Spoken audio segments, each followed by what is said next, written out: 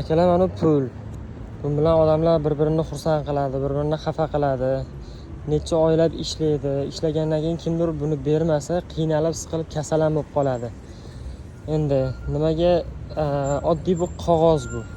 Oddiy qog'ozdan ishlab chiqariladi, lekin qiymati borligi uchun odamlar shuna qilib qadrlaydi. Buni kasal bo'ladi, xursand, xafa bo'ladi. Odamlarda hayotining o'zgarishiga sabab bo'ladi.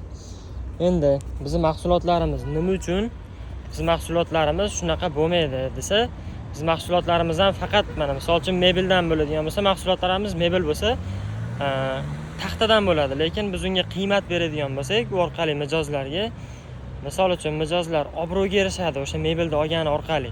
O'sha mebelni olgani orqali misol uchun xursand bo'ladi, kimgadir podarka qilib bersa bo'ladi degan narsani beradigan bo'lsak, shunaqa qiymatlar bera oladigan bo'lsak, o'zimizning mahsulotimiz temirdan, taxtadan, salafandan, plastikdan bo'lishidan qat'iy nazar beradigan bo'lsak, odamlar qiymat olish orqali bizning mahsulotimiz narxi oshib boraveradi.